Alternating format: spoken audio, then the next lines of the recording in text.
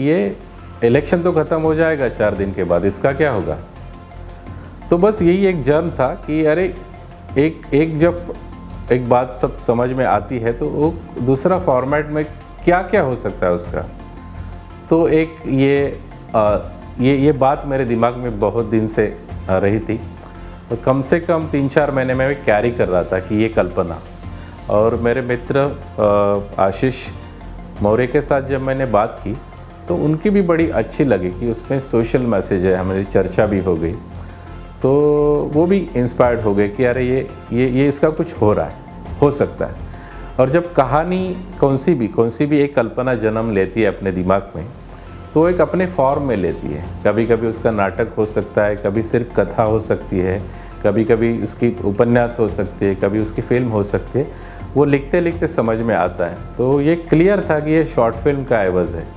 और मैंने उसके ऊपर काम करना शुरू किया और वो कंप्लीट हो गई। मतलब पूरे जो भी कथा के, जो सिनेमा के, जो भी सब एस्पेक्ट्स है उसमें, तो क्लियर दिख रहे थे और सब कुछ आ गया। और आने के बाद ऐसा लगा कि ये अपनी कागज़ के लेवल पे अपनी बात पूरी है, कंप्लीट है। और वो हम लोग भी दोनों वो करने के बाद भी वो 2-3 महीने हमारे साथ दोनों के साथ कैरी हो गया। अब ये सिर्फ मेरी कहानी नहीं रही थी, एक डायरेक्टर की भी कहानी हो रही थी कि हम जब भी बात करते थे तो उस कहानी का जिक्र करते थे। तो ये दोनों की कहानी हो गई। अब हमको तीसरा आदमी चाहिए था, तो उसके लिए हमारा जब शामराव जी के साथ बात हो गई तो बस पहली मीटिंग में उनको एक कल्पना बहुत अच्छी लगी। बोले कि हमको करना है। फिर भी मेरे दिमाग में था कि करना है बोले तो एक पैसा लगेगा। वो बोले कि पैसे के लिए आप चिंता मत करो कि ये करना है, आप जो भी करना चाहते हो वो हो जाएगा और आप बजट लेके आओ, कैसा हो सकता है क्या है देखेंगे। जब हम गए तो उसकी एक खासी रकम लगने वाली थी और वो रकम तो शामराव जी ने हमारे पास दे दी। फिर भी वो जो विश्वास होता है कि एक अपना एक फ्रीडम रहता है, वो पूरा अपने साथ छोड़ दिया कि जो करना है करो। ये जो उनका रवैया है पहले दिन से लास्ट दिन तक, फिल्म तो 2-3 दिन में शूट हो गई, उसके बाद भी 5 महीने हम उनके साथ रहे, लेकिन लास्ट तारीख तक उन्होंने एक विश्वास दिलाया कि मैं आपके साथ हूँ और जो होना है वो होना ही है।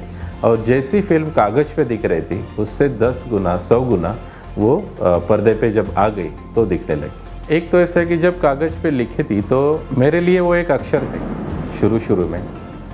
जब उसमें एज अ डायरेक्टर आशीष मौर्य इन हो गए तो फिल्म वो दिखने लगी, वो दिखाने लगे मेरे को कि ये यहाँ दिखेगा, ये ऐसा दिखेगा, ये हो सकता है, ये हो सकता है। तो मेरे को फिल्म दिखने लगी, मैं विजुअलाइज करने लगा।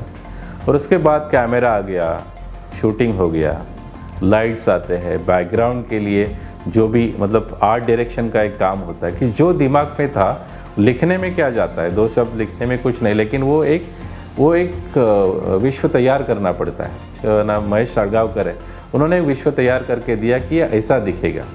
ये एक बात हो गई। ये सब आने के बाद एक तो फुटेज 4-8 घंटे का था और हमारे 10-20 मिनट में वो ख़त्म करनी थी बात।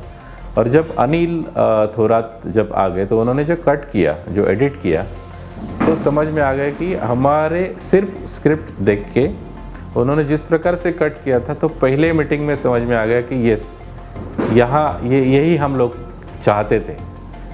फिर भी जब उसमें म्यूज़िक आ गया, बैकग्राउंड आ गया, फॉली इफ़ेक्ट्स आ गए, साउंड्स के कुछ आ गए, वीएफएक्स का काम हो गया, तो उसमें एक जैसे पहले जैसा एक स्केलेटन था, एक स्क्रिप्ट बोल के, तो बस उसमें रंग रूप आ गया। और जैसी कागज़ पे दिखती थी फिल्म, उसके 100 गुना ज़्यादा सुंदर दिखने लगी और मज़ा आ गई।